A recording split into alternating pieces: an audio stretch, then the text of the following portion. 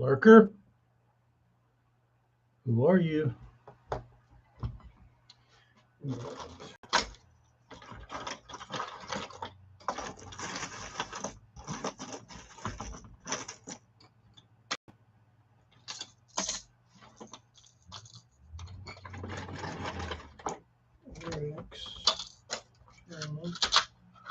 Hey, Brian, what's up? Tyler, what you doing?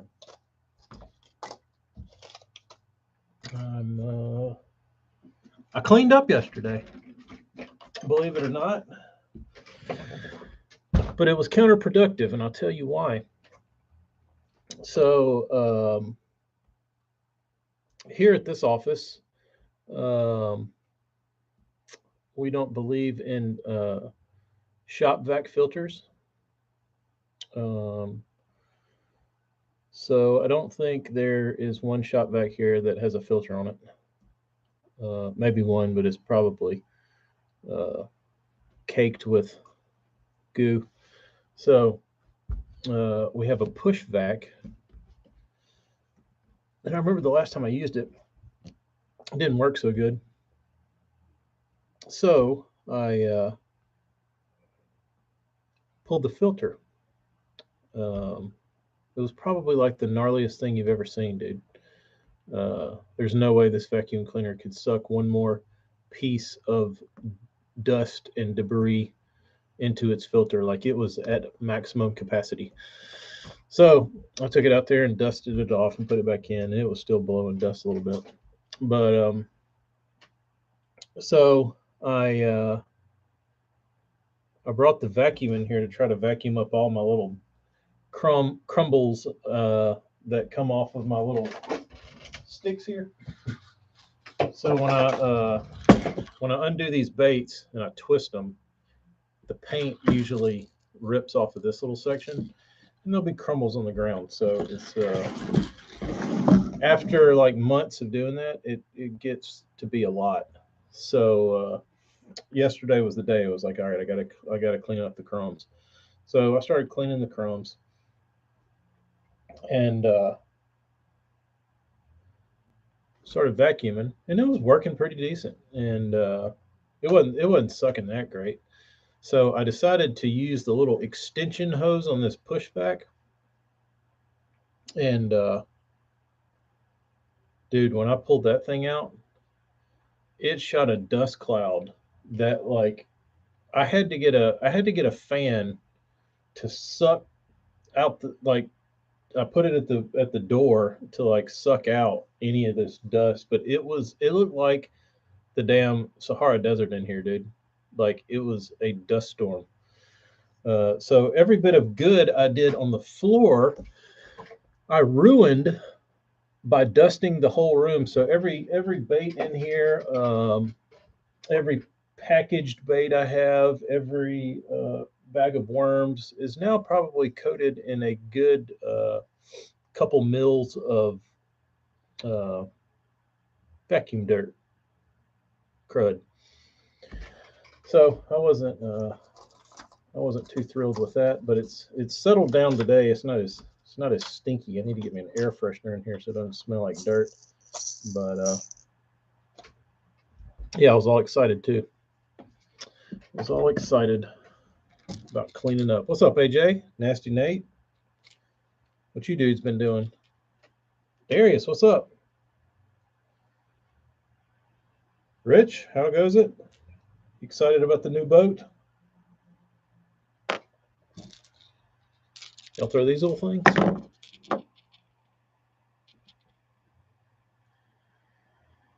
Little combats, I think these are called. Bob, you didn't miss the drop. No, you're safe. I'll let you know. I'll let you know. I will post on the Patreon. Marty Burns, what's up? Did you notice the severe spikes in USPS prices? Yes, I noticed that this morning. I was sending one little shitty like 4-ounce package to Maryland, and it was like $4.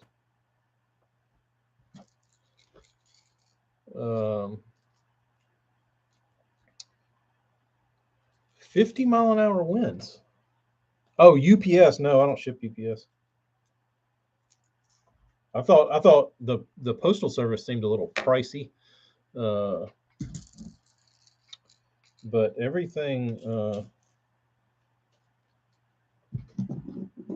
I have not noticed USPS. UPS. I don't typically ship with them. If I need something really fast, like overnighted, I typically use FedEx. I did use UPS a couple days ago.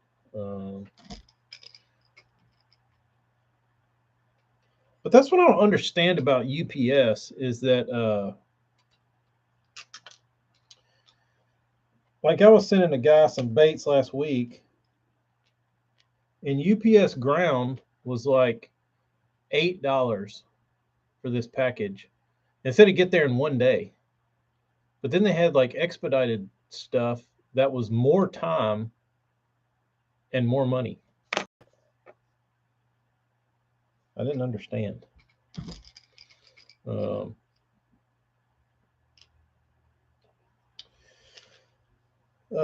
I would recommend shipping it in flat rate boxes and printing your own label if you have a computer with a printer. That's what I would recommend. You can fit a lot of stuff in a large flat rate box. Ordered off Midway USA today, 8-day delivery. Wow. Mega Bass jerkbait off eBay, estimated delivery date April 11th. Where's it coming from? Anthony, what's up? I ship a lot of packages from Missouri UPS because it's there the next day. Huh. Interesting. Very interesting. Yeah, I don't know how. I don't quite understand UPS, so I don't use them. And it also depends. It also depends, I think, on where you live and what service is best around your area. Because I know some people will say, I typically ask if somebody wants me to expedite something, that if they have a better service locally with FedEx or USPS or UPS. Usually one is better than the other wherever you live. Or time of day. Like I feel like at my house, FedEx always comes early. And if you were to UPS me something, it would be there at like 8 at night because we are literally like the last stop at the dude's route. So FedEx I would get in the morning, UPS I would get at night.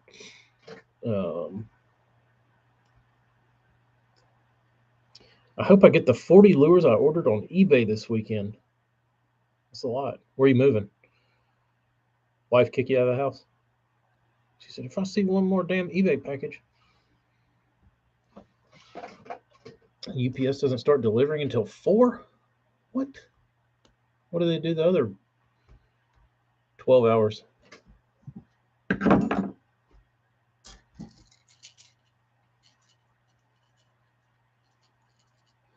Yeah, the post office has been pretty decent if they quit dicking around with their prices.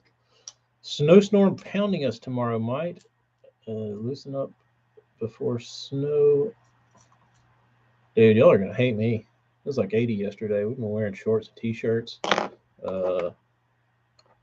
Kids running around. We were out in the me and the Beam were out in the yard grilling, no shirts on, cut off shorts. I mean, it's summer is here, dude. Summer is here for a little bit.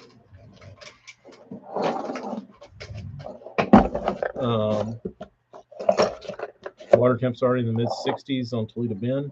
Yeah, I can believe that. There's no telling what they are here. I'm really chomping at the bit to get out there and pitch around some duck blinds. That's literally my favorite thing I think on earth to do. And the window is not huge when it's like great, you know what I mean? And you got to wait for like you got to have a good south wind to blow a bunch of water in to where it gets up.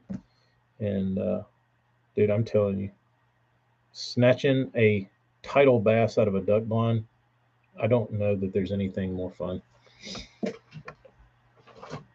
33 and snow. Y'all need to move south. Just come down, live. We can find you all places to live around me, and we'll just have a good old time.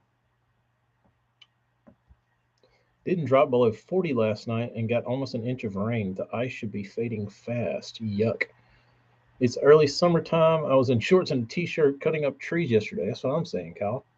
I literally had shorts and no shirt on yesterday, grilling like it was the fucking 4th of July. Flipping burgers, running around. Got the flags flying.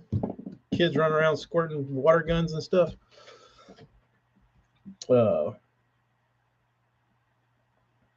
That's the nice weather. Yuck. Jeremy, that's what Darius said, that the wind was real bad up there in y'all's neck of the woods. Home was 60 in rain when I was left this morning.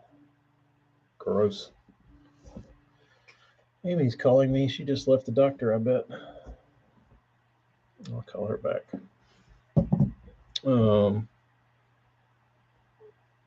Kyle, I actually thrive in July and August. Believe it or not, like I love it hot and muggy. Like to be out in, I don't know, it just feels good. It makes me feel alive. Like cold makes me miserable, but I think I also have a lower body temp than most people for whatever reason. So like ever since we've had kids, and you go around with the little thermometer checking their temperature. I've always checked mine.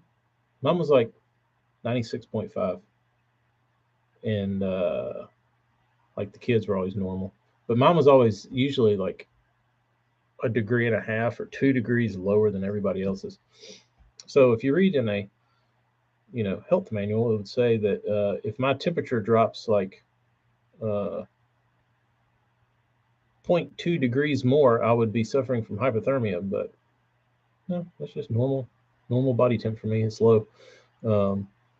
So I don't know, dude. I like getting out there and damn sweating. It makes me feel good. Travis, I've said being out in it, not painting in it. It's miserable to work in. Or it's actually not miserable to work in. It's miserable to have to deal with paint coatings in. I'll take it in a normal, like just walking around weather. I'm okay with that. But no, I like damn scorching heat. But not to paint in. Not to paint in is miserable. But I always like those summertime tournaments where it was like hot as a damn mosquito's nutsack, and you're out there getting your brains cooked. I think I always liked them because most people are miserable. I always like those miserable tournaments where it was like freezing cold, raining, where it's just like right on the cusp of not going to snow, but it rains. And all everybody does is think about how miserable they are. I guess I'm some sort of masochist in that sense, that I always liked misery in tournament conditions. Except lightning. I wasn't a big fan of lightning. But any other miserable condition, I always thought I had an advantage. Sweltering heat, freezing cold, anything like that. Any extreme condition.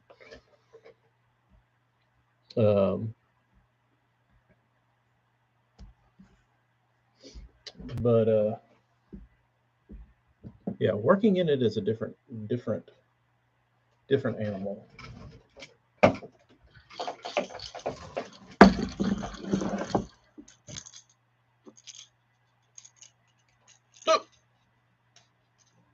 30 degrees in northern weather. Yeah, I don't like it. I don't like it. I used to love it, but I think deer hunting out in Kansas, I got real cold one day, uh, and I think that's what it like changed me genetically. Is that possible?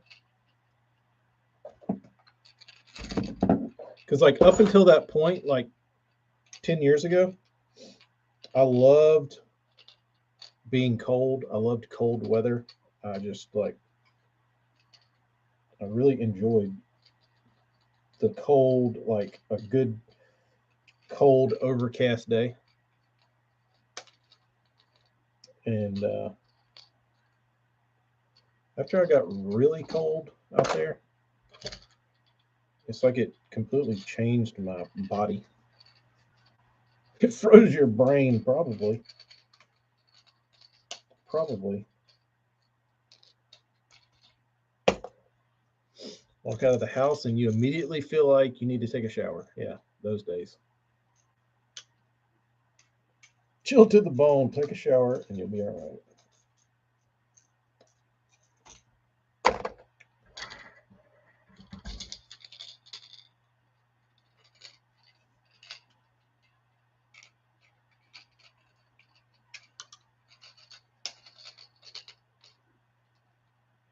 I don't want to be a dick.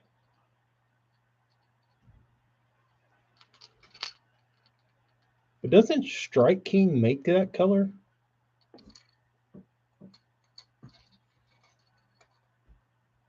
I didn't look. Oh, AJ.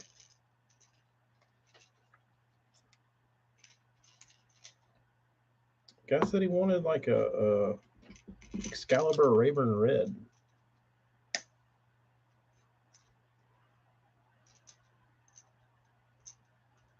I mean,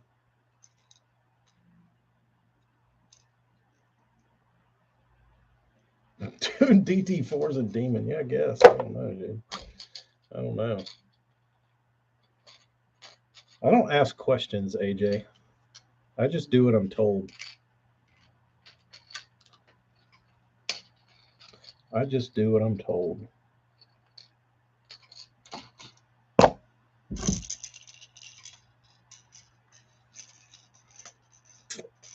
Nobody pays me to think around here. Just read the sheet. Man said he wants Raven Red. You give him Raven Red. I actually thought that I had prepped all this dude's baits and I had primed them. So they were like ready for color. And I pulled out his little tech sheet to read what colors he wanted. And he said, I have included color samples. And I was like, fuck, dude, I just blasted all of his color samples. Like what are the color samples? Because they're all white now. And turns out he didn't include physical color samples. It was color samples in the email. So this was a print off of the email he sent me, and the color samples were in the email. So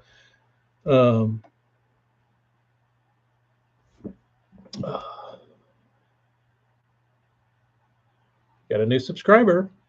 Thank you, Richard.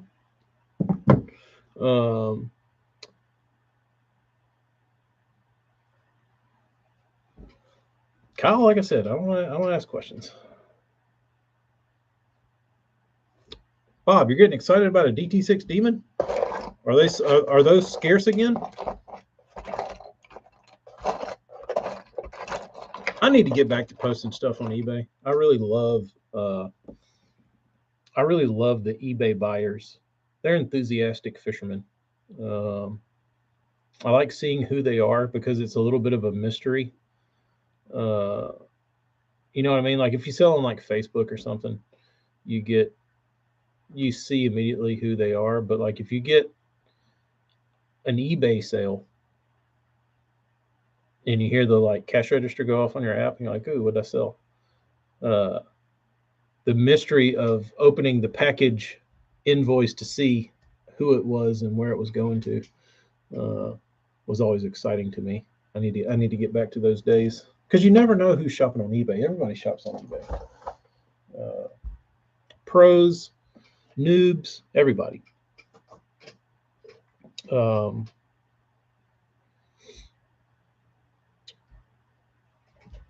so maybe I'll list some baits on eBay just to spice up the flooded custom painted fishing lure section.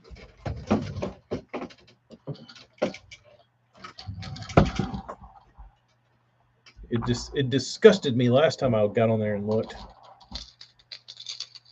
Uh, Anthony, I should probably change it. Uh, I created it in high school. I think my account opened in like 2002. My senior year of high school is when I started my eBay account. So I'll type it rather than pronounce it.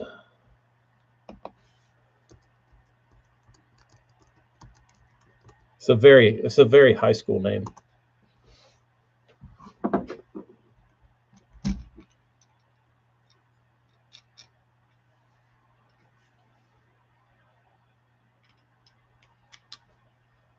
Oh, I did watch the Sonny McFarlane interview. You better slow down. Nah. Then fishing would suck. How boring would fishing be if you had to just fish with the same old stuff that you had when 20 years ago?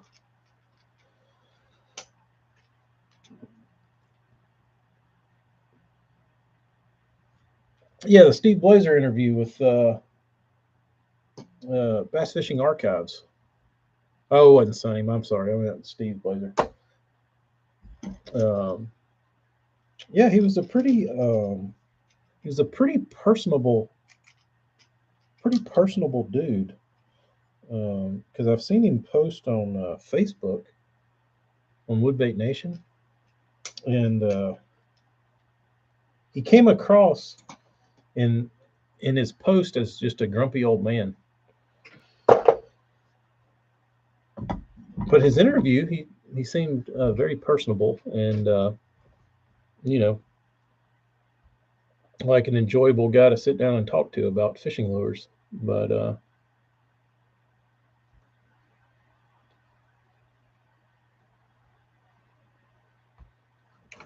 Jeremy, I haven't noticed because I haven't watched enough Bass Live to take a complete review. I'll watch it for like 10 minutes and then I'm sitting there and somebody hasn't said anything and they're like the camera's on their feet or something. I'm like, surely this will end soon, or they'll go to someone else, and they don't, and I go do something else. I'll go try and actually be productive. Uh,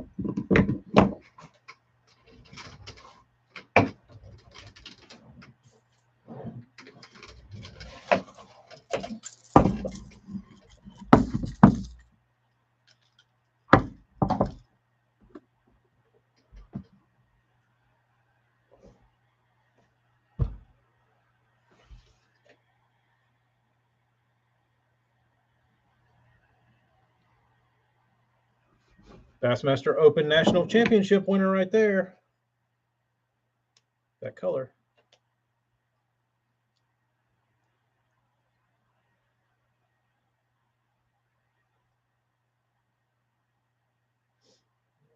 I need more room. My little table, my little thing is full. That was the one Littner was throwing.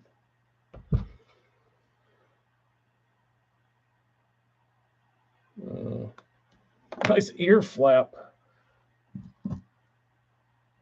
That's nice looking flap there, Mindy. It's not big enough. It needs to be larger. Pilot. Uh,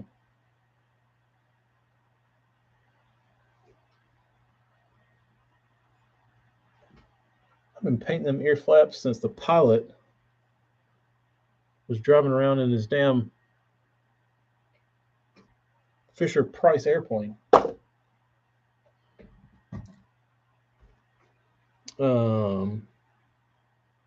Burns? I don't know. I'll have to look at home. I don't think I have them in my possession. What about when they had when Fish Bishford was there and his little sidekick was Reed Ryan, Nolan Ryan's son?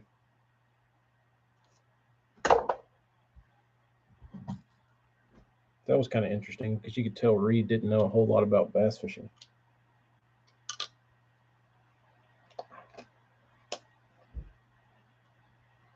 Then they had the blonde chick. I forget her name. She was nice.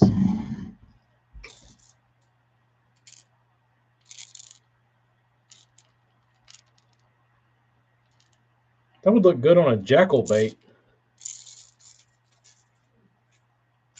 Jackal could probably sell a bunch of those if they'd make that color.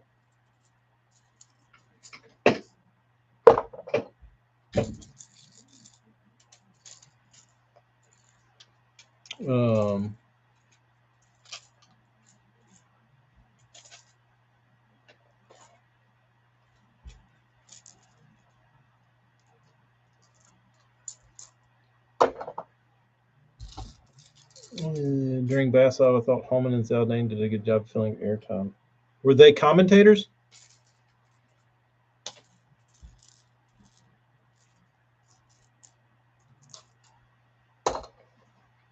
I would really, you would think that for as small as the fishing community is, and as many people talk on the internet now, like on like platform like this, Instagram, TikTok, Facebook, or whatever, you would think Bass would have somebody that would just browse fishing videos, be like, let's find us like a color commentator. Let's find us like just somebody that can talk, that spices this show up a little bit. But no, they just get the same old shit.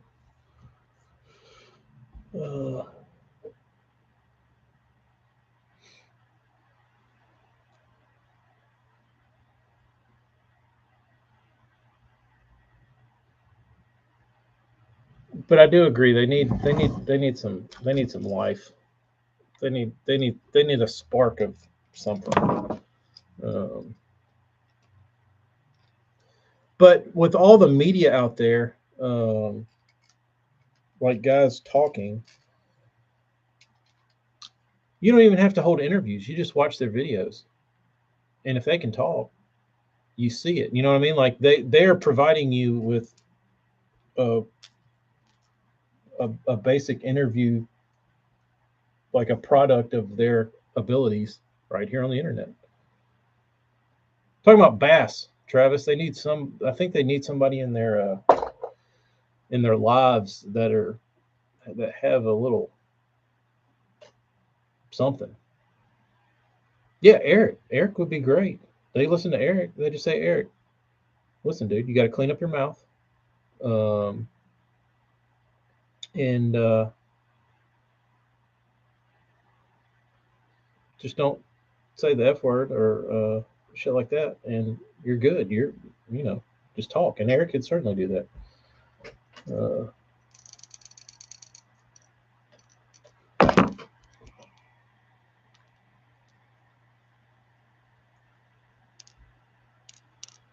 This is 2 of 2.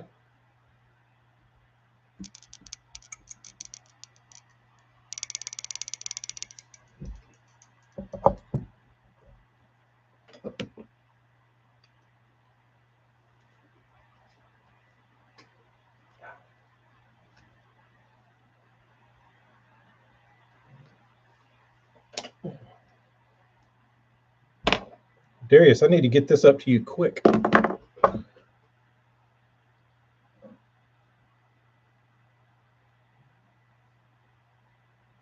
I think this is gonna catch him, dude. I think he's gonna catch him.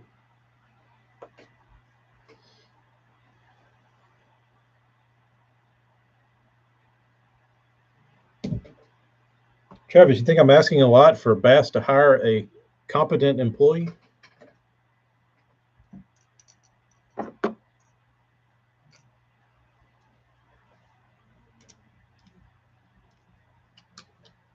Somebody with a personality?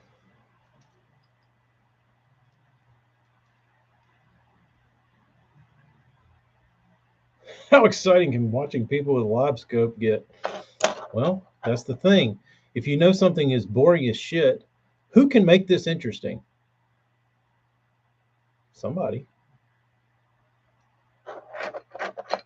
Travis, we just named one. You don't think Eric would fly to all these things and do live on the water commentating?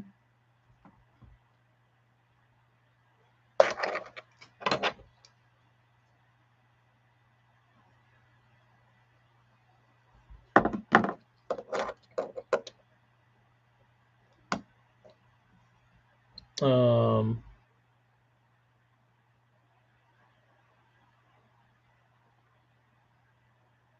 so what sucks is being online. Why not let them cuss and be real people? That's been always my beef. Uh, they can't smoke. They can't dip. They can't use swear words. Like it's always annoying when they like hook a fish and it's like a big one and it comes off and they're like, "Ha, dag nabbit." It's like, dude, you're thinking fuck just like everybody else. Like, just say it.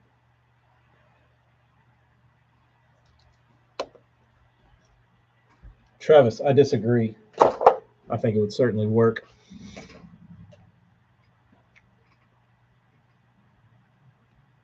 You think it's too much?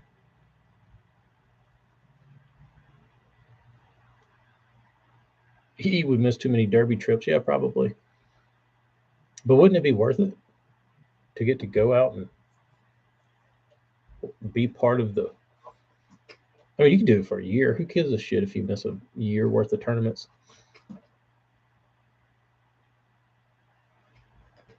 I don't know. There's got. I mean, I'm trying to think somebody. You're probably right, Burns. To me, it would be worth it. I don't know. Like Zona. Like there's got to be other Zonas out there. Zona's great, but I feel like Zona's like been on like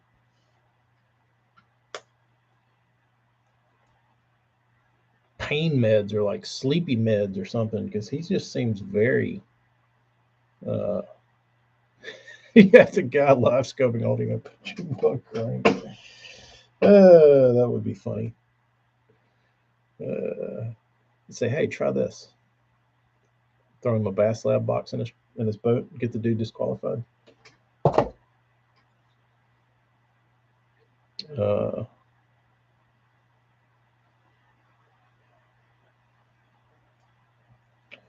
I don't know. I agree though. Something needs to happen. They need to spice it up a little somehow.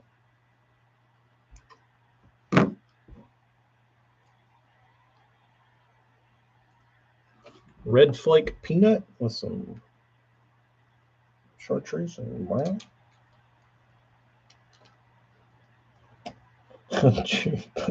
uh, uh, have y'all tried this June bug crankbait?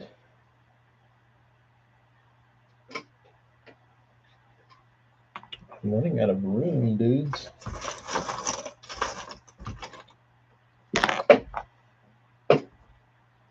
Um,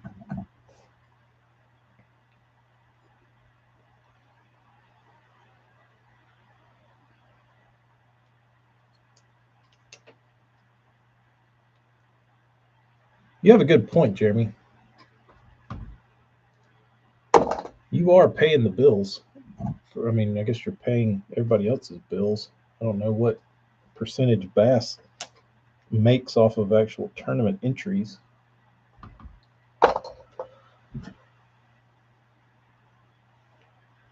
John D, what's up? Daniel, howdy.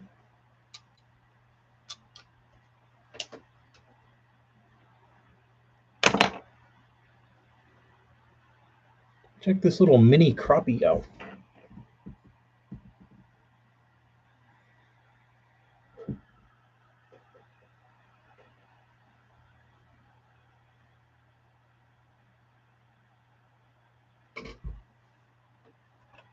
Cool bait.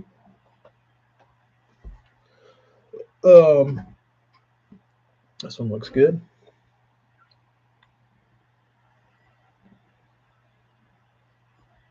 There you can see it, block the light.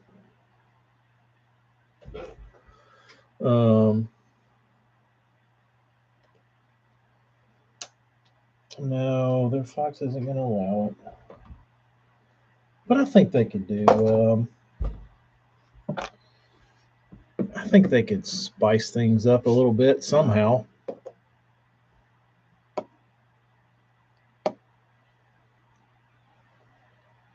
Okay, I see your point now, Travis. It would probably get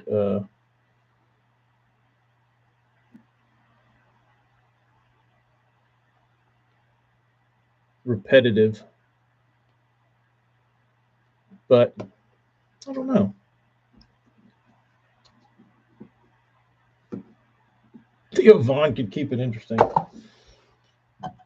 People would actually watch. People would actually watch that.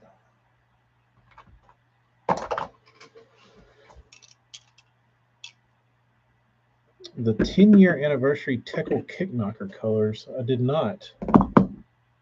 I did not.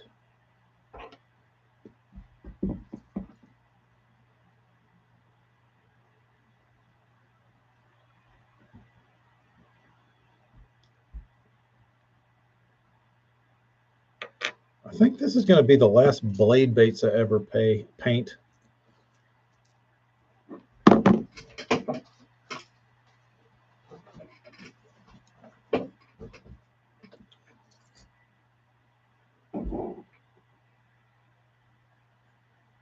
They're really obnoxious to handle. Flop around all over the place.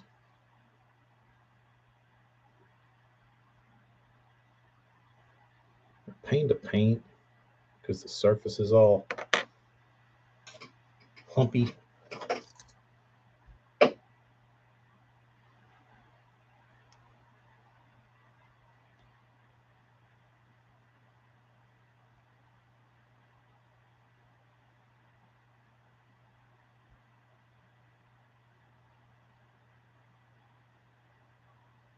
How many colors was it?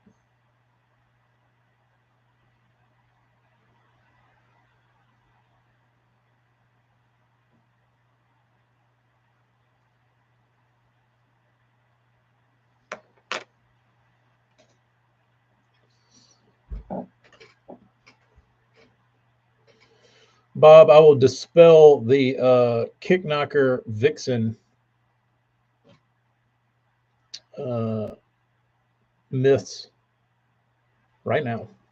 So, Kickknocker, the difference in a Kickknocker and an actual Vixen is, we'll start with the first thing. The plastic. Plastic is not the same. Number two, the rattle. Rattle in a Kickknocker is lead. Vixen, tungsten. Number three, the rattle chamber in a Kickknocker is not chambered. Vixen is. So if you've ever seen if you listen to a Vixen rattle and you listen to a Super Spook rattle,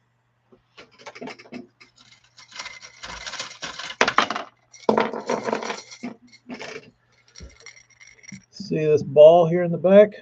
Well, there is a divider that goes right here across the back. And inside that divider is a hole. And what happens is when this knocks, that hole opens the sound, and it echoes throughout the rest of the body. So that is where the sound comes from. I've always thought a Vixen sounded like a Super Spook. That's why, because it's got an echo chamber in it.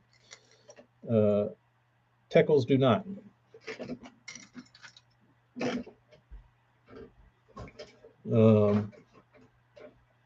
So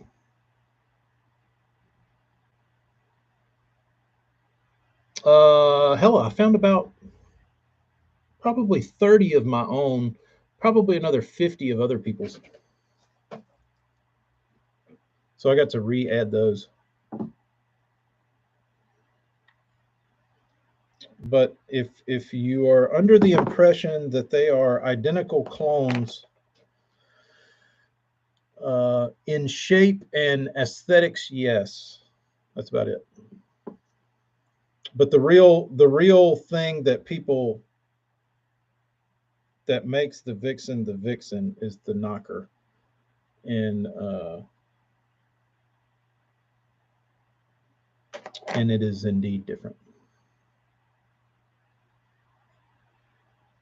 AJ, if I knew how to do that and my computer wouldn't blow up, I would do that. Maybe I'll try.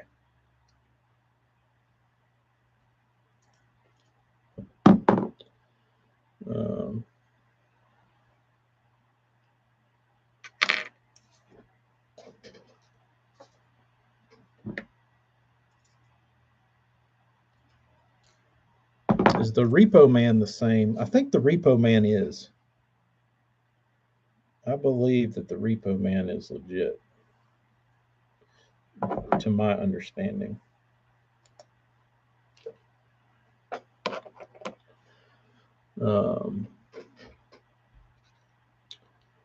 They're using white plastic. Interesting.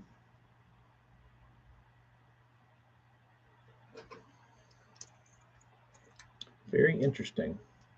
I heard Repo Man was made by Teckle. No. Teckle isn't. I mean, they don't manufacture anything. But they were made by Bub Tosh, or not made by him, but his company. The same manufacturer? Could have been. Could have been.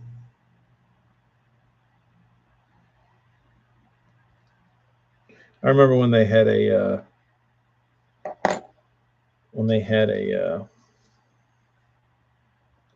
when the first Vixen knockoff came out, I was like, oh, this will be sweet. Vixens are like $100. I can get one of these knockoffs, and it'll be, won't have to worry about dicking up $100 bait. And I ordered like 10 of them, and they were off, but like I was still kind of excited about them, to the point where I didn't really notice. Like I looked past what I knew to be true when I looked at them. I was like, that's not a Vixen, and I got him in. Silent. I was like, how do you make a Vixen and you make the damn thing without a rattle in it? Not only not like a knocker, they didn't even have a BB in it. Like, it was stone silent.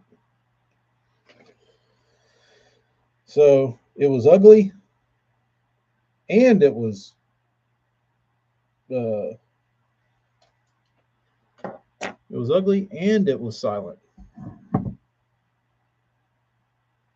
The glass beads in the kick knocker turned to dust. That's interesting. That seems counterproductive.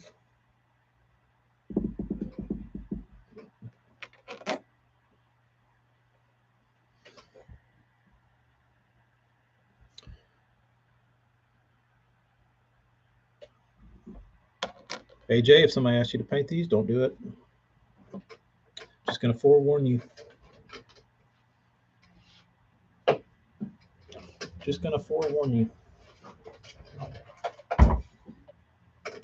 Heed my advice.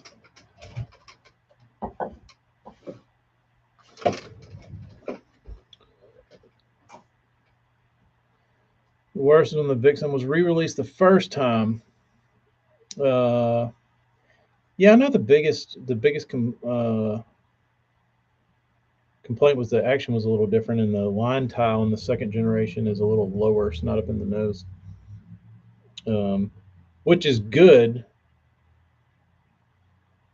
because you can distinguish them. Like if you see them, you can tell the second generation one because that line tie is lower. Um, and I feel like the second generation, the paint just fell off of. Um, I got a handful of those that the paint would just fall off of, uh, and it like really bad. You wouldn't even have to hardly fish them. Um, but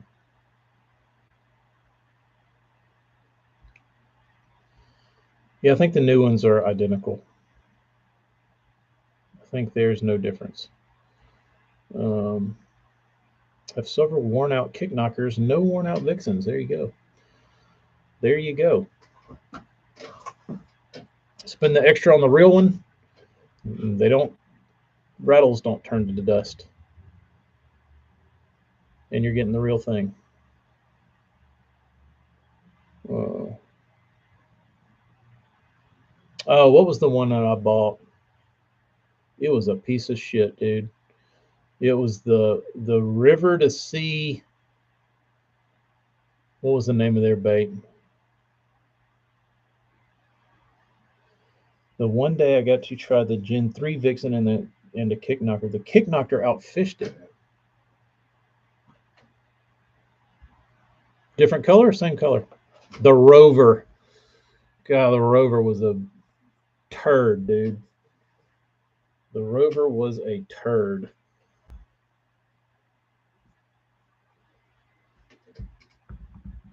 Pizza chip. Oh. Like I didn't think you could manufacture a topwater that bad, but they did it. Especially when it was like a knockoff. Like when you're knocking somebody off, they've already got the blueprint of how to make it work. Like how do you screw that up?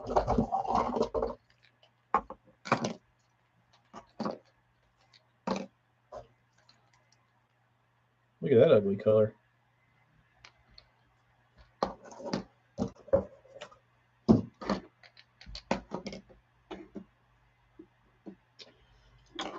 Oh, look at that. Nice piece of twine. The only Vixens I bought in the last 10 years was when Reaction released the Gen 3. How long were those two? How long will those two last you? Indefinitely?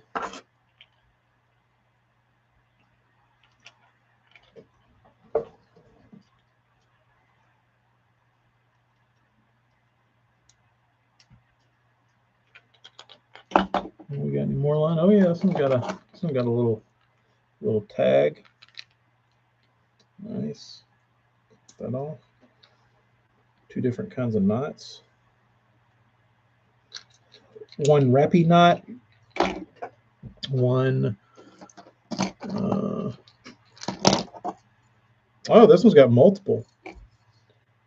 One braid. One green, seemingly monofilament.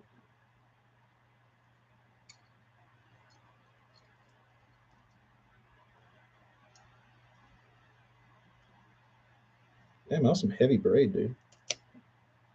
Must have been throwing that somewhere in like timber or something. We got a David Fritz over here.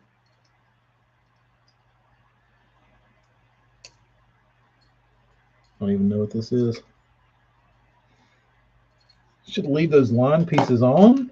Why would I do that? I don't want to have to deal with them.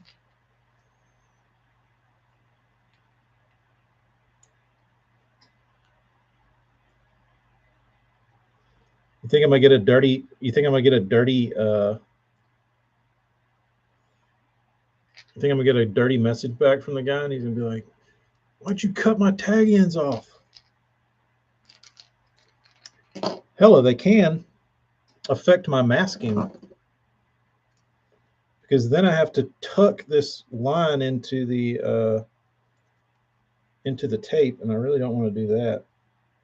And some of those were long enough that they would hang out from under the tape. So it just makes my life easier to have a nice, clean, untangled bill to deal with. All right, those are done. Let's see here. Pop these eyeballs out.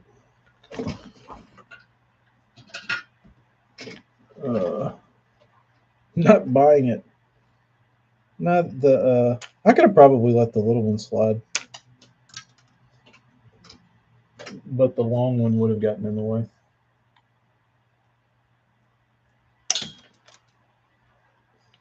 I just cleaned up all these eyeballs. Now I'm rocketing more out into the oblivion,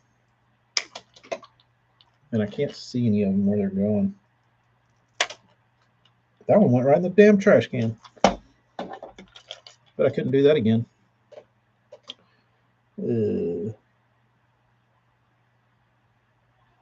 Where's Bob? One of my newer favorites is the Evergreen JT, good for pressured lakes. Is that a top water?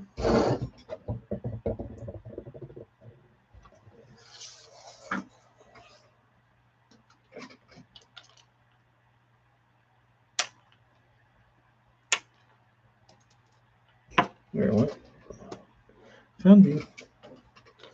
All right. Get those sanded. Those have to be in the mail tomorrow. Silent topwater walks very easy. You need the little burns if you want a little topwater that walks easy and silent and good colors and wood.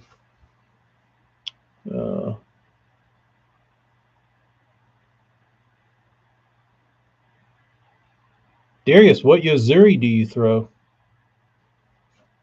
A Yozuri versus Vixen. That would be Hella. That would be a fun test. Justine. Interesting. The Yozuri pencil. Can I film it? Hella said, Darius. He said this in a. This is what I read between those lines. I think in the real world that reads, Darius, can I film you getting your ass kicked by my Vixen? That was the I'm at work being PC.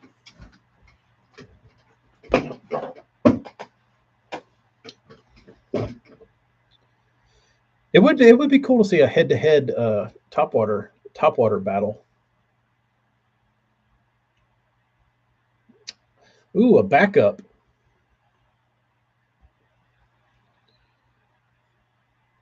A backup. Darius, what's your backup?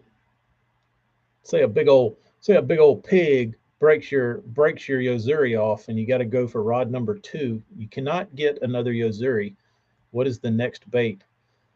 Hella is bringing the yellow magic. What is your second bullet?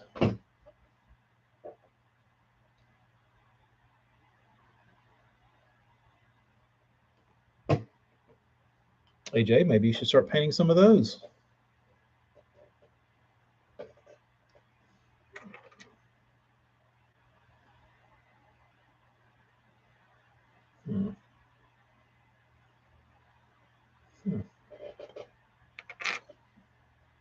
I did. They didn't sell. Oh, poor Yozuri. They need Jose Wahibe selling their shit again. He was awesome. Even I bought Yozuri's back in the day. I bought the the minnows with the flash, the jerk bait with the foil, flashy foil down the side.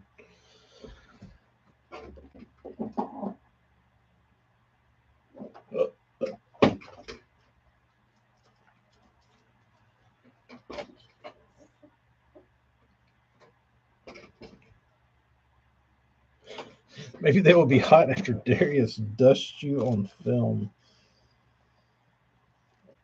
I mean, that sounds like a good battle. Darius. Hell, maybe you should just travel around the country and duke it out with people in their favorite topwater. That would be a good promotion for reaction.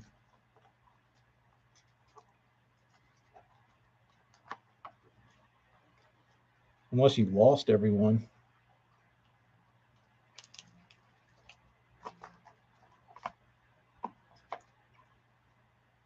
Oh wow. These are nice to have that I didn't know I had. Micro megabass size.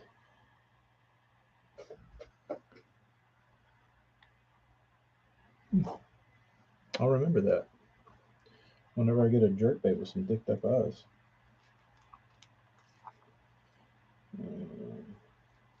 What color eyes do perch have?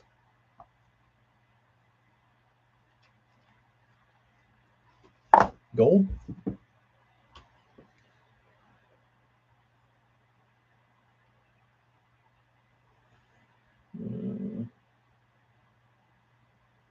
Yellow, perch. Yeah, look kind of goldy.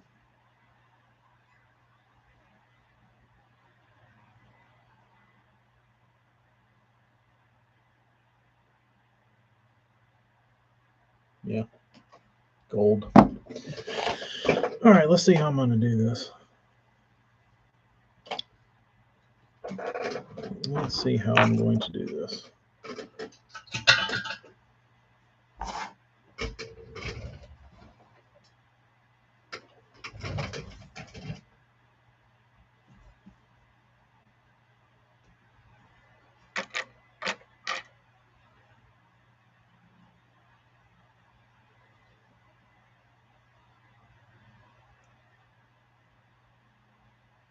All right, so what I have to do is I have to put one side of the eye in, and then I put the other side in, and the adhesive will go in this hole and connect the two eyes together.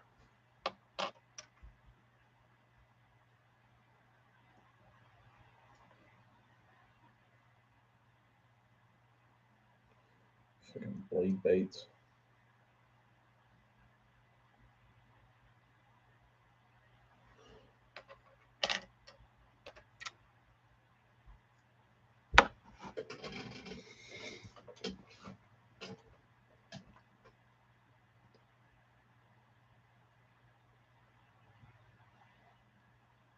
Second pick is angler's choice. Throw Stearman in the boat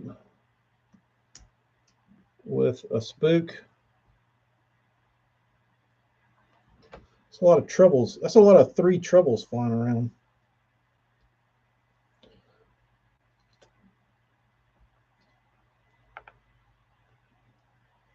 I would be nervous. Oh, dude.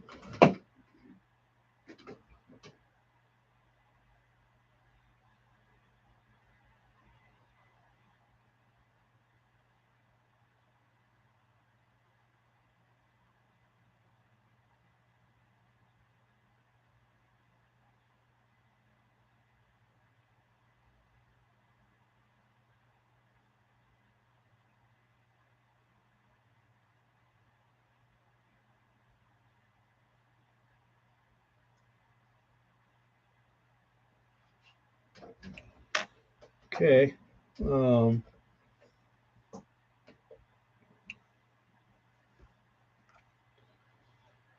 Morgan, yeah, we've been on here for a little bit.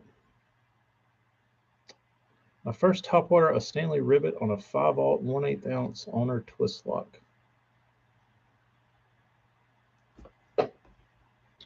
Dude, I haven't thrown a rivet in forever, and I used to have a designated rivet pole, 50-pound braid, frog rod.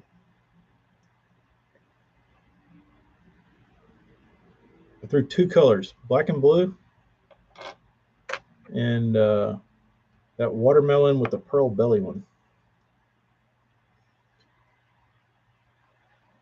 I think my favorite color ever that I never could get bid on, I could get bid on it, but they didn't bite it as good as I thought they would, was that Catawba color. Had like the orange, it had like the chartreusey lime green looking belly with the green and the red. I was always in love with that color, but it never. I feel like everybody had that color worm or that color ribbit, like in a wadded up old like waterlogged bag in the bottom of their boat.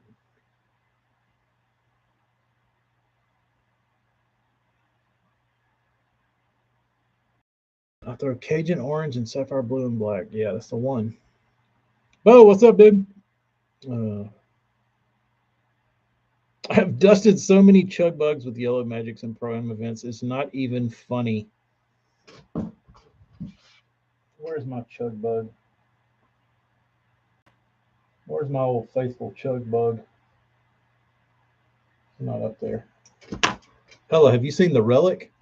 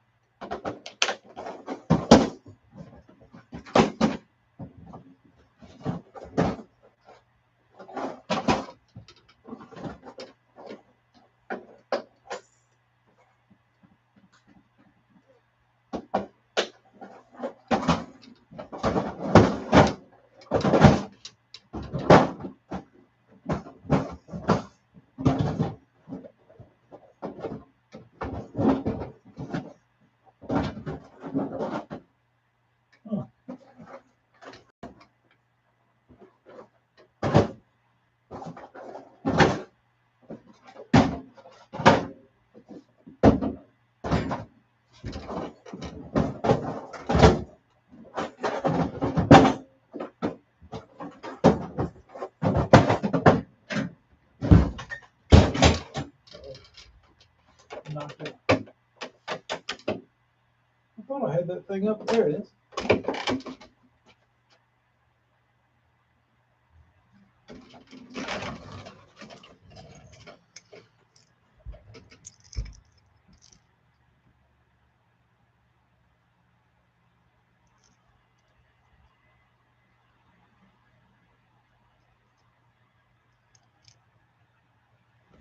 Wish it would focus. There it goes.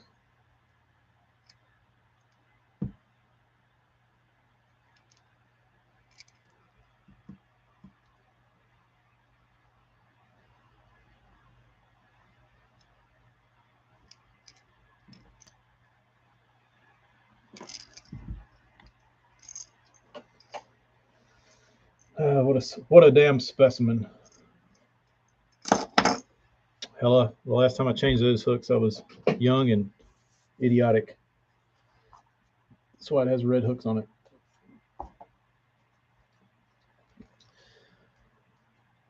Last time I changed those hooks, I thought I was Takahiro Omori.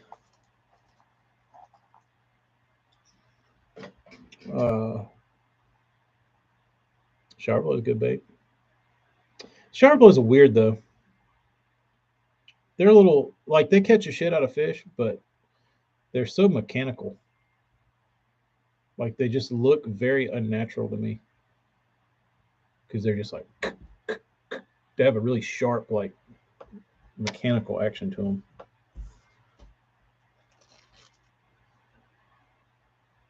Which is at times it's good like when you're throwing it like I like them around like trees and such because you can walk them almost in place. You get a lot of action um, in place, uh, and it doesn't move very far, which I think is their best attribute. Say around cypress trees if you have them.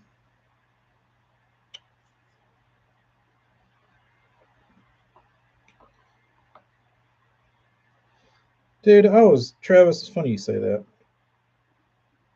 I was just thinking a couple days ago, like, what made the glory days of bass fishing so good was like there was there wasn't like everything wasn't good. You know what I mean?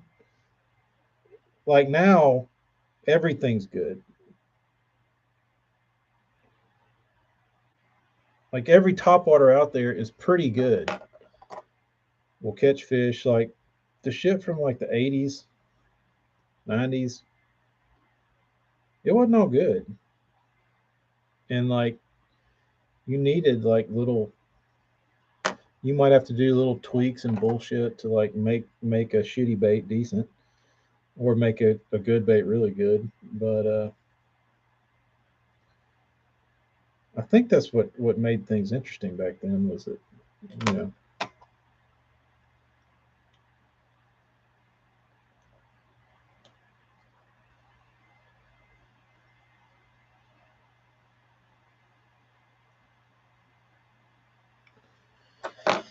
last topwater I lost hella was a Okeechobee shad, um,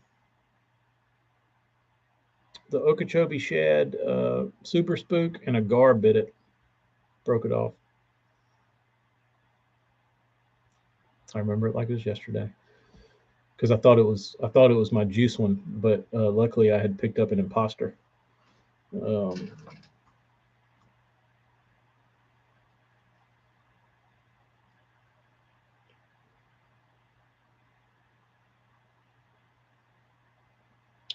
I don't like feathers, Bob, especially on a spitting image. I've thrown a spitting image a fair share in my day, and I after years and years and years of throwing it, I thought, oh, well, I'll make this thing real fancy and I'll put feathers on it. And it killed it. Like a a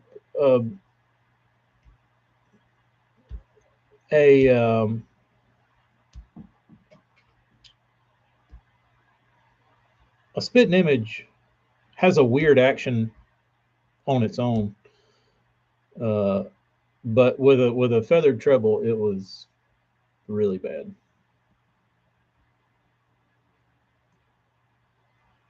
Travis, do you throw a top? I mean, a popar of any kind?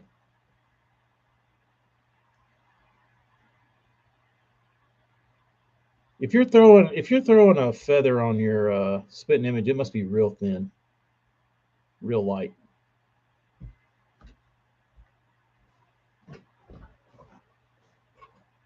Yellow Magic. No P70s. I really like P70 was the first like I never really cared for popars. Like I, I was drawn to them initially when I was a kid because of the bloop, and it was fun. Um, and you know, you would just get out there and see how big of a splash you could make. So those were fun as a kid. But then I kind of got into the spook world, and that got interesting. Just trying to like walk the dog and stuff. And then the spitting image, and just caught a million on the spitting image, and kept rolling with the spitting image. And then I kept hearing about the P70. I was like, "What's the deal with this P70?" And then I got a P70, and I threw it, and it was pretty groundbreaking, considering that it would spit, and you could walk it. And I didn't know those two things went together in a Pop-R. And after that, I was like, no wonder these things are sought after. They're badass. TK, please comment on your thoughts of Bullet Pop as a name. Well,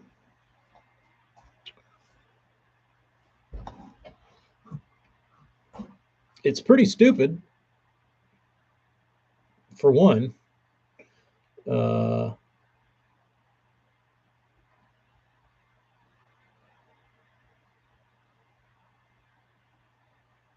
don't know. It's like, it's just, I feel like it's a slap in the face to who they're selling to. You know what I mean? Like, oh, these guys will love this name. It looks like a bullet. We'll call it Bullet because all these people have bullets. They love guns. So they'll be able to relate to this. They'll buy them all. Stupid ass name. But that doesn't surprise me coming from Berkeley.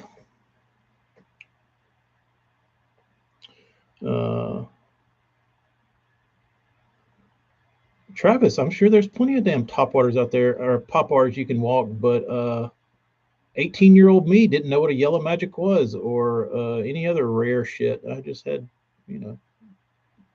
normal shit. I'm sure there's a damn million Pop-Rs now that you can walk. I do love guns, but not that bait. How big is the yellow magic? The Magnum. Is it P70 size?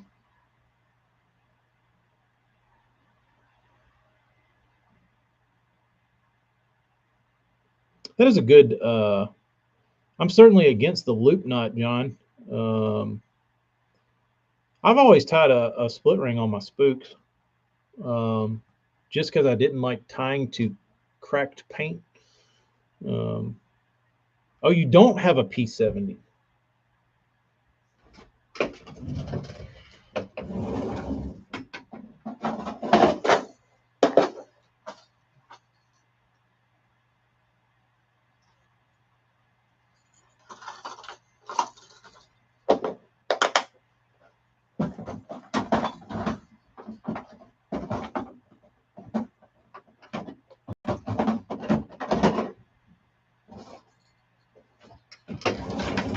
I have one sitting there. AJ says it's P70 sized.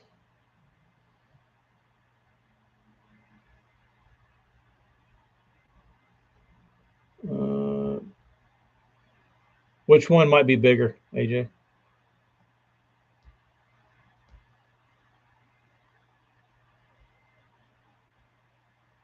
Throw walk the Little Rico. I like it more. Like, sure, the like the G Splash Lucky Craft, it would walk, but it was like a little fairy walk, dude. It was just like it was kind of fruity. But you could walk it. But like a P70 like walks. Like it moves water. It it it it does what it's supposed to. Which I'm sure, like if you took a G Splash and you made it the size of a P70, it would probably have the same action. It's just because it's so small. But like I said, first time you throw a P70, things, and it'll hold like a big hook. Great bait.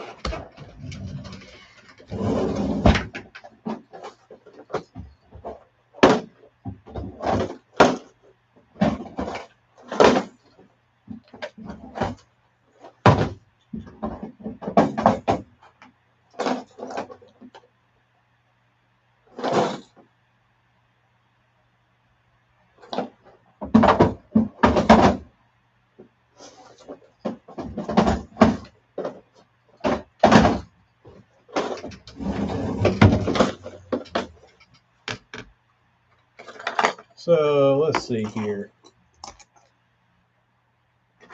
Here's the G Splash. So I used to throw this thing. This has the matte finish on it. It was the like French pearl or whatever it was called, but it had that shitty Lucky Craft matte finish that was pretty much plasti dip. Um, but I caught a bunch of fish on this. Not anything great. It was a good bite getter. I don't feel like I could get much over the 2 pound class in this. Um, and then I figured it actually wasn't this one, it was this one. And then I found this guy. This one's tied direct, no split ring. Um, I mean, that's a pretty sizable difference. Not so much.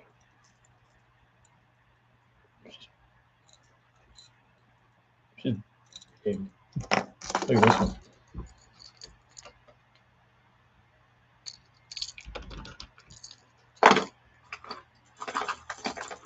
Got this one in middle school. Never fell in love with it. The Zell Roland Super Pop.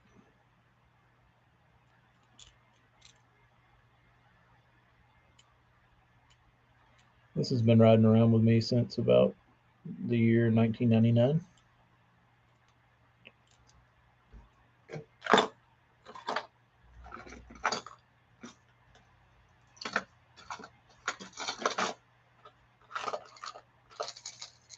This was a cool bait.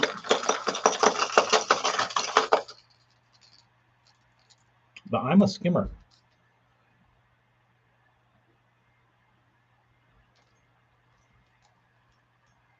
This thing literally sits in the water like that. Built for speed. Put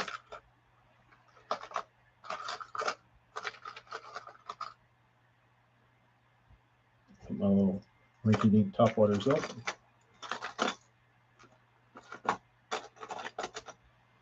There's that shitty rover I had.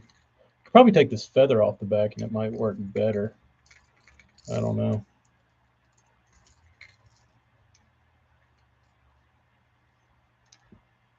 Can't see. This looks chambered like a vixen and like a spook. Can't tell though. Kind of looks like it's got that hole. I don't know why this didn't work. Maybe the feather. I don't know what the problem with this thing is. Something. I'll blame it on the feather.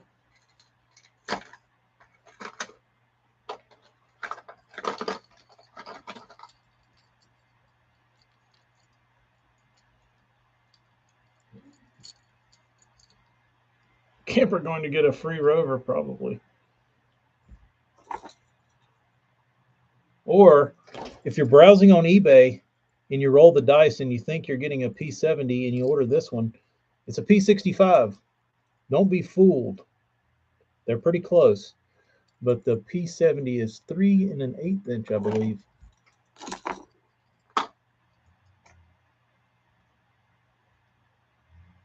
I've probably owned this since 5th grade. Check out that feather. Had a Gamakatsu up front. This was a pond killer.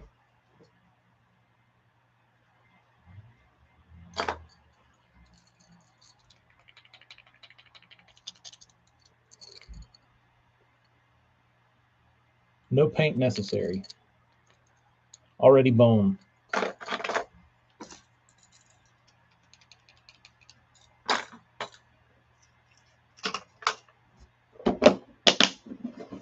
All right.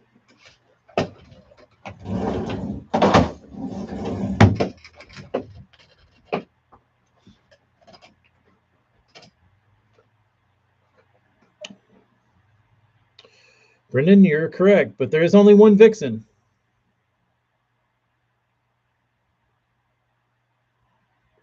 There is only one vixen. There is a flaw in your statement, Brendan. Take Vixen out and then add Rover, Patriot, Kickknocker, Heckler, and the Dogma are all pretty much Vixens. They didn't all come out of thin air. And the Repo Man. The top order. That was I forget what that was. That was a moto lure. Chuck Woolery made it. If you remember Chuck Woolery, he was 2-2. We'll be right back. The what was the name of that game? Love Connection. Yeah, Chuck Woolery, the host of Love Connection from back in the day. He was the inventor of those lures.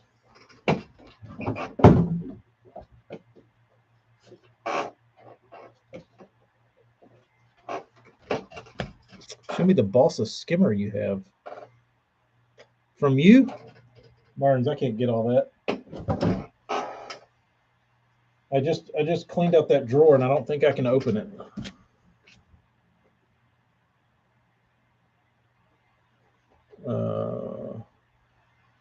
I don't know, Brendan.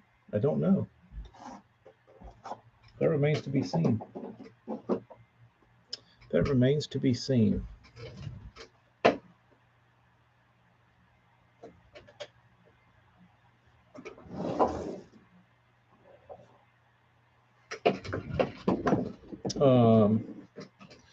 What is the Omnia sale? Omnia's got a sale going on this week.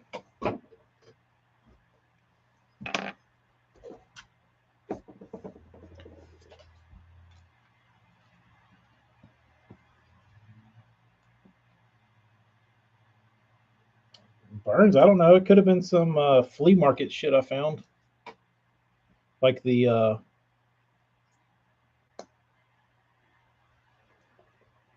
like my gar bait. You want to bring back the gar?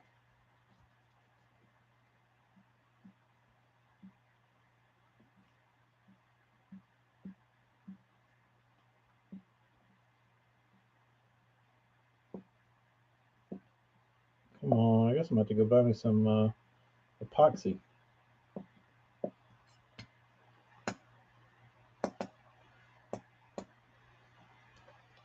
Guess I gotta go give me some epoxy.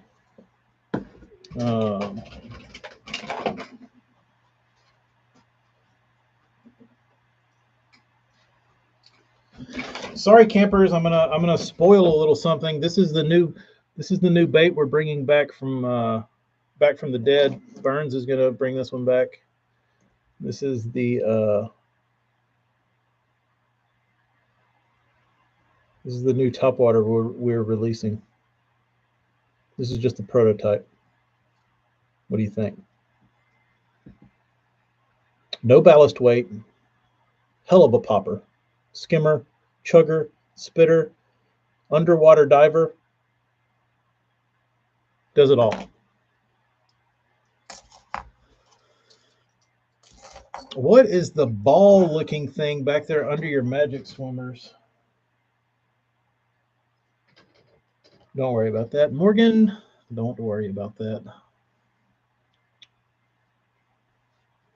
Brendan, I am epoxying eyes on blade baits. I don't want to. You don't like that gar, sir? You don't like that gar?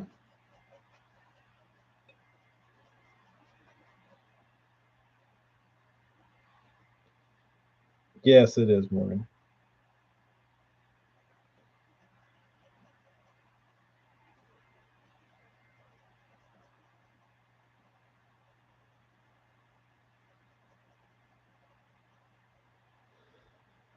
Brendan, if you must know why would I not use super glue is because I've fingered all the eyeballs on. So if I put super glue on them and the amount of super glue I need to use, I'm going to get foggy eyeballs.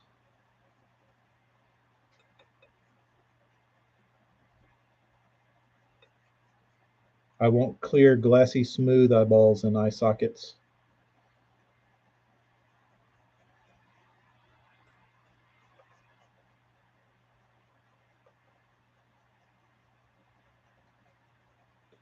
I don't like super glue.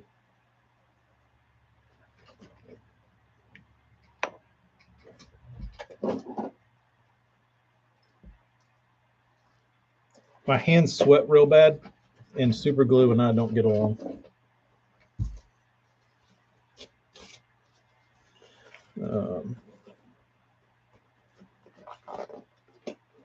The place I buy my super glue has a limit of one per bottle. Correct, AJ. Correct.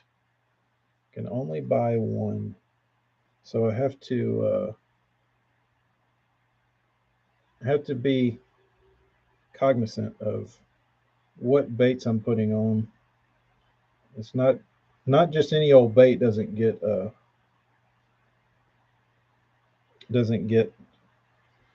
super glue.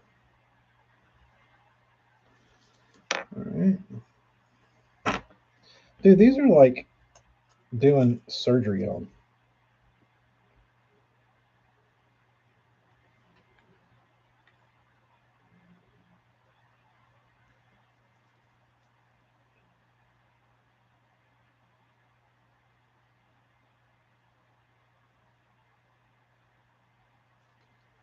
Okay, those are good.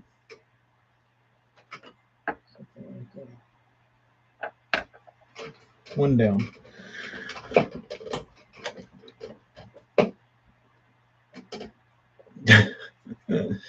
I will make a special run to the store 30 miles away for one bottle of super glue.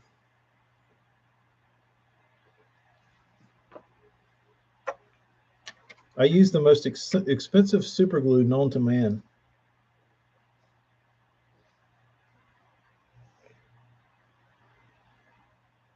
Actually, the last time I went, where was I? I was at like the dollar store, and they had super glue gel. I was like, damn, that's a good price. That's way cheaper than like Home Depot or Lowe's. And I'm here. Better not get any, because I still think I have a quarter of the container left.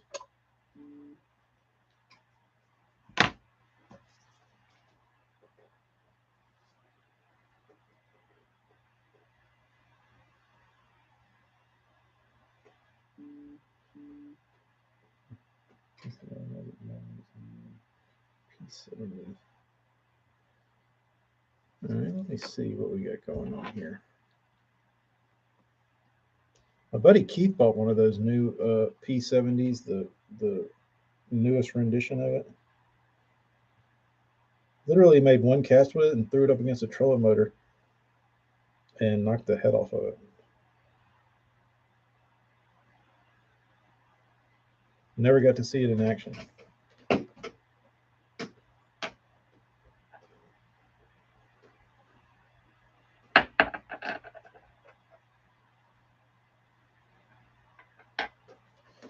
Okay.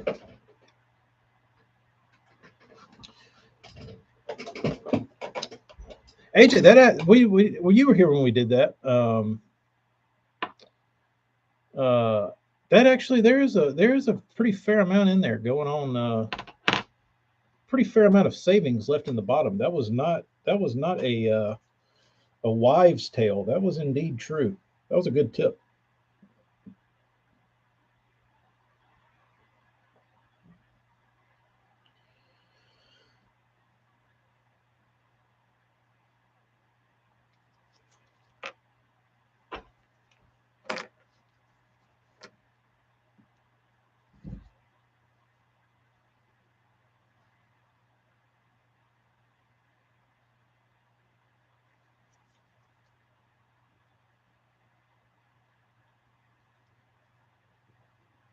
These do actually look pretty good.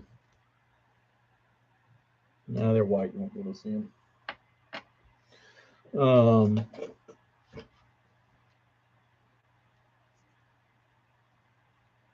The Loctite Super Glue Gel holds strong with fletching arrows.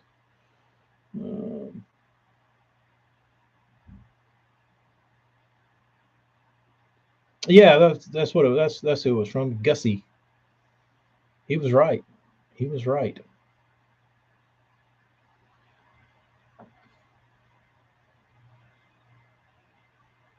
Bottle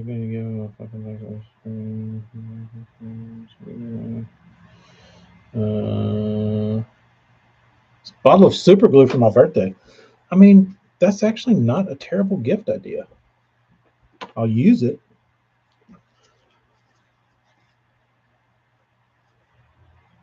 It's a pretty good gift idea. And I certainly don't need dates or anything like that. Super glue, good gift.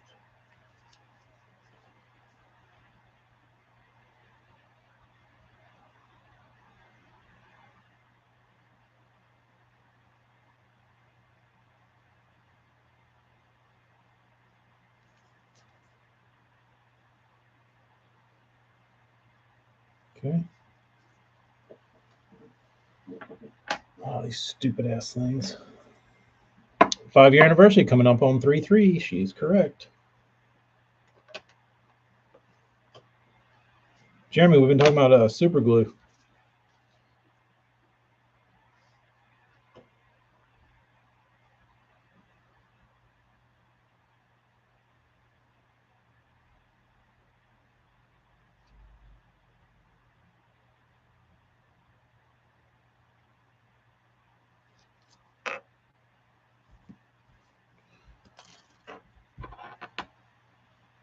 What did Morgan say? He wants an airbrush. Yeah, I do need a new airbrush. Only problem is she can't shop for airbrushes.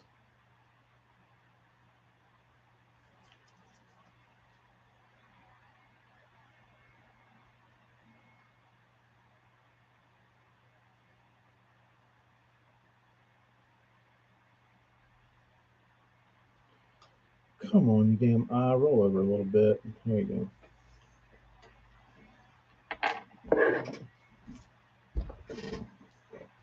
Hello, what's for lunch? I always enjoy hearing what's on the lunch menu.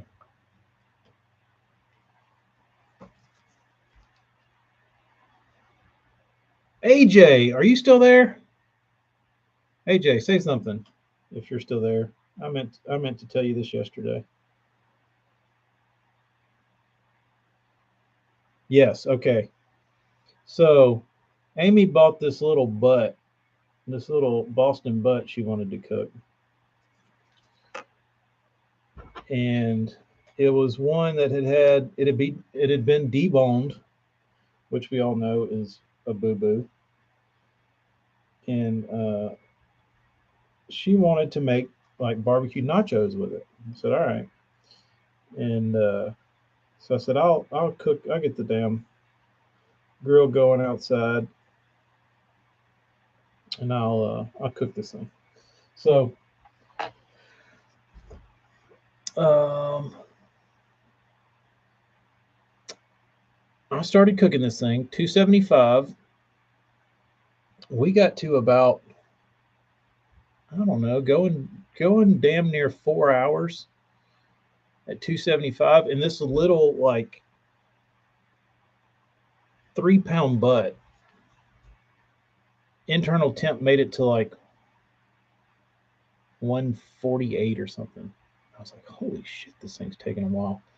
So I didn't have any foil or I didn't have anything to wrap it with. So I just had to, keep spritzing it and trying to keep it moist and all this kind of shit. But dude, this butt had to have come from a like 150-year-old pig. This was like the Methuselah of pigs. I could not get this damn thing to cook. And I told Amy about the stall, and said we have that to deal with. I said we haven't even got to 165, and it's already stalling. And and then I started thinking. I said, dude, what a great name for a barbecue podcast.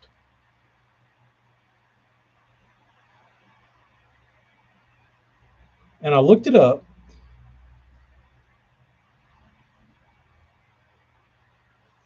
AJ, I feel like I had to because it had it was wrapped in the like the string net, and when I took that off, it had all these little flaps and shit on it, and like those would have just been wasted. I don't know what else I could have done. I mean, they wouldn't have even been burn ends. Like they would have just been waste. But anyway, so but the moral of the story was not uh, about how long this little micro butt took to cook. It was that there is nobody in the barbecue world that has created a podcast or talking vehicle called the stall, and I think it would be a great brand for talking. But then I started thinking, I was like, how many people? How long can you talk about barbecue? I guess it's the same about fishing. I mean, am I wrong though? Is that not a good name for a talking barbecue show? The stall. I thought it was good. Oh, my epoxy is getting stringy.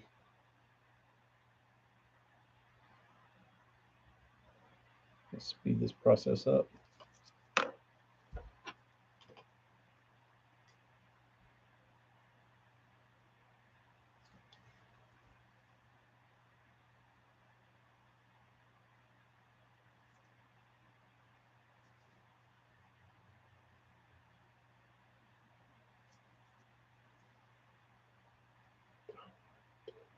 Fucked it up.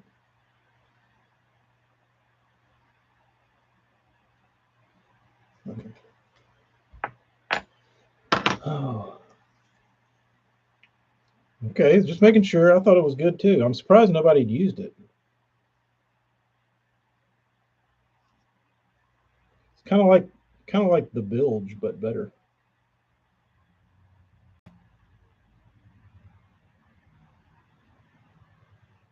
I don't know that I'm in love with the bilge. I mean, I guess it's a good name. What say y'all? Do y'all like the name?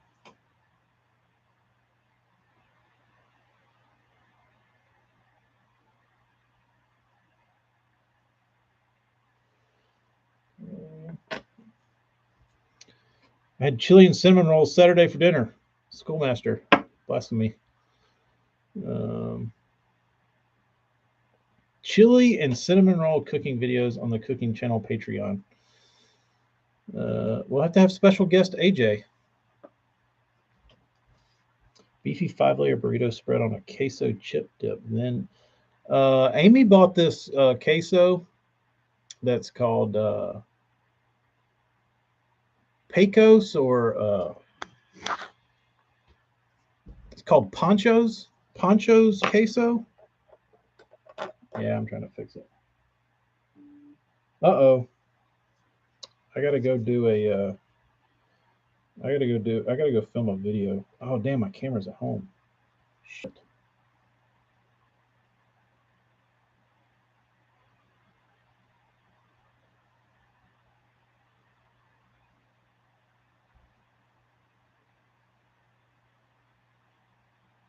Ponchos.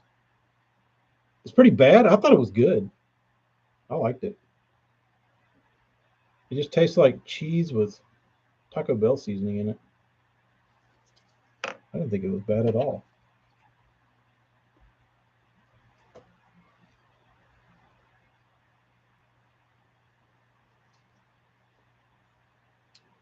Barton says Ponchos is good cheese dip.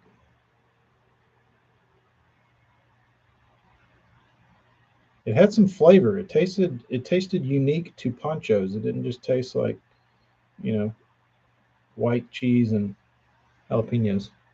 Not the best, right? It's not the best. I'm not saying it's the end all, but it was good.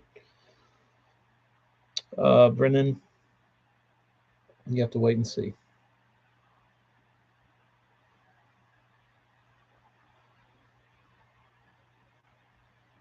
Austin, Austin. Brendan, don't get in a queso pissing contest with me, dude. You ever been to Austin, Texas?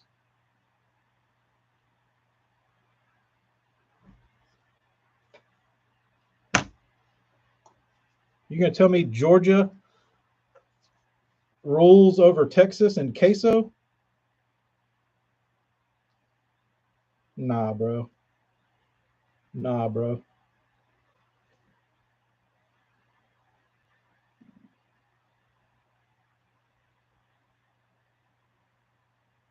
Tell me I don't know good queso. You need to get out of Georgia, bro.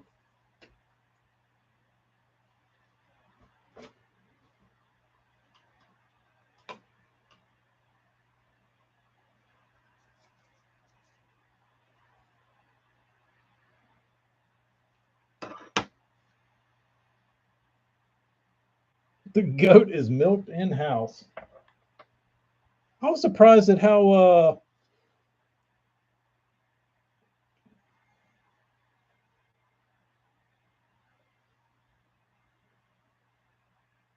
Brendan has traveled all over the country, and the best is in your damn city.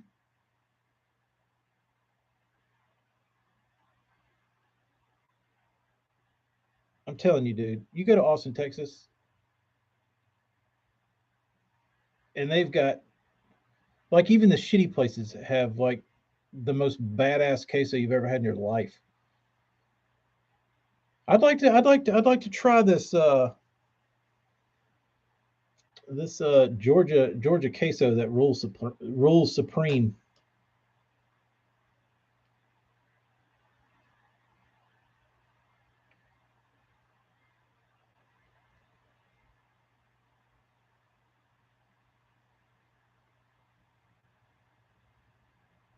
I'm trying to catch up. He was looking for a jig rod.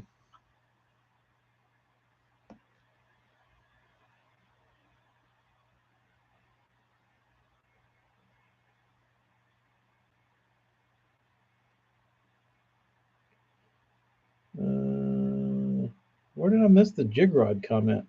Oh, we're looking for a jig rod this morning, and there's so many different rods now. It just don't make sense. Yeah, too many choices.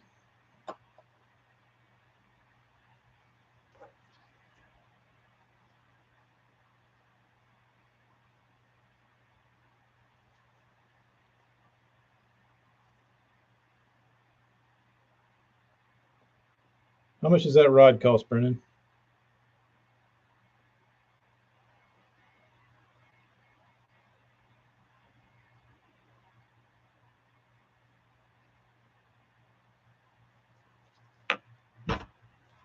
200. That's not terrible.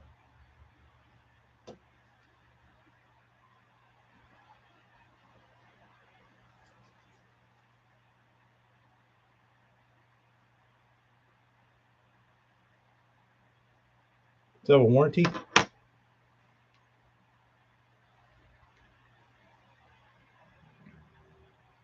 G Loomis MBR rods.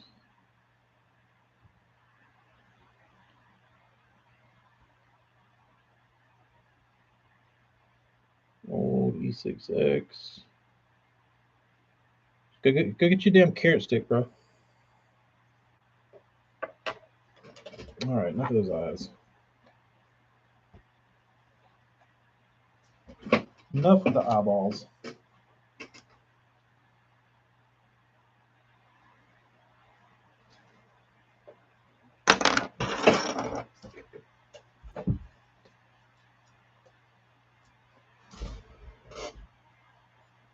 Warranty doesn't transfer on Megabass rods, I don't believe. My two have 1 year warranties.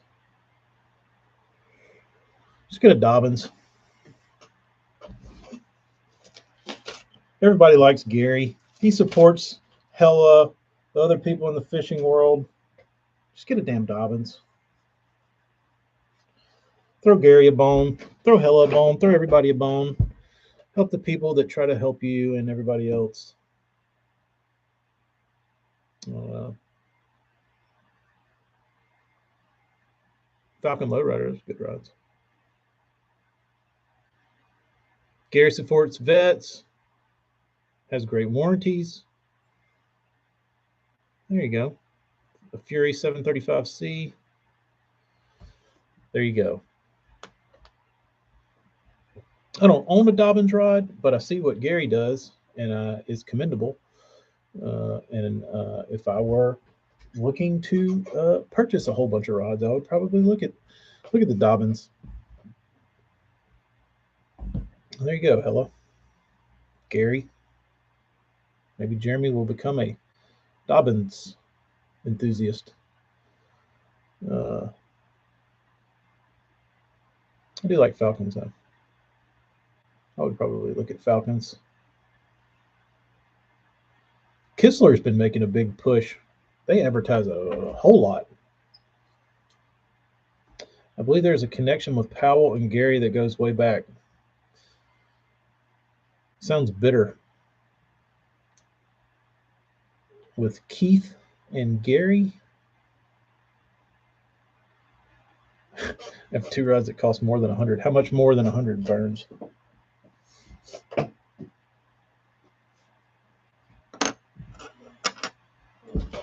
My Champion Extreme and my Champion XP744s are great jig rods. Were. What are they now?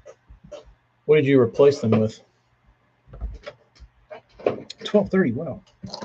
Where does time go?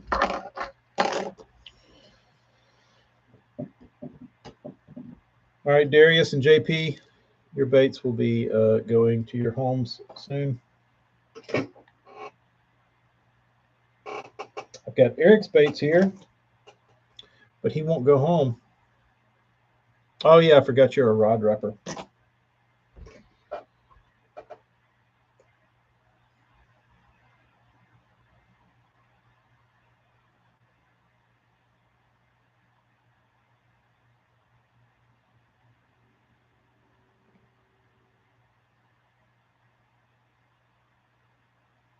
Let her dip.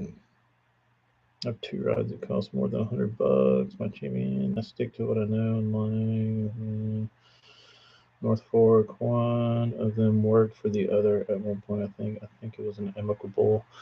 I bet some of the rod actions have some more heritage. Yeah, I think that's what I've always heard, that Powell's numbering and Dobbins kind of match up with how they power and label their rods. Like 735 and a Dobbins and a Powell is pretty similar, which I like, which would make it easy. It would make it easy for me to shop for rods, because I could probably, all you'd need to do is show me like a 734 and let me feel what a 734 is, and I could probably guess what all the other ones were after that and be pretty happy with them.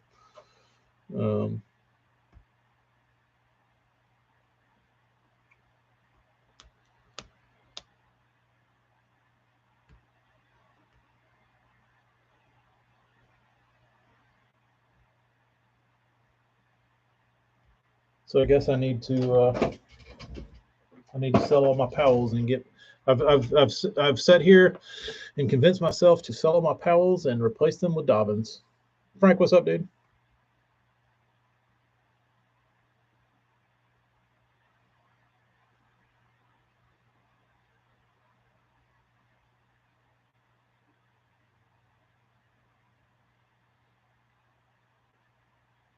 How many different styles of like subgenres of rods does Dobbins make? I know they had like the Champion, they have this, they have this, they have this. How many of those are there?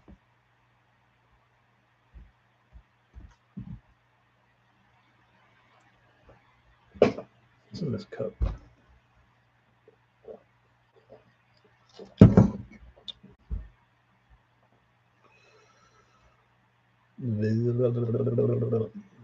Dobbins juice in here. It's good. Let's look.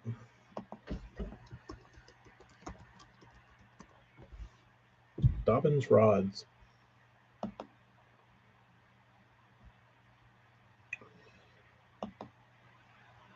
One, two. Oh, wow. 1, 2, 3, 4, 5, 6, 7, 8, 9, 10, 11, 12. 13, 14, 15. Sam Sobey, Mike Buka, Fred Rambanis, Josh Jones all have signature series rods.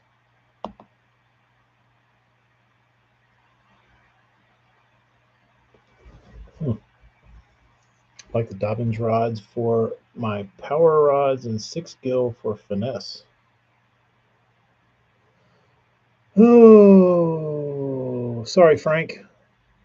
The Rambanis is discontinued. Is he not with Dobbins anymore? Or did they just not sell good?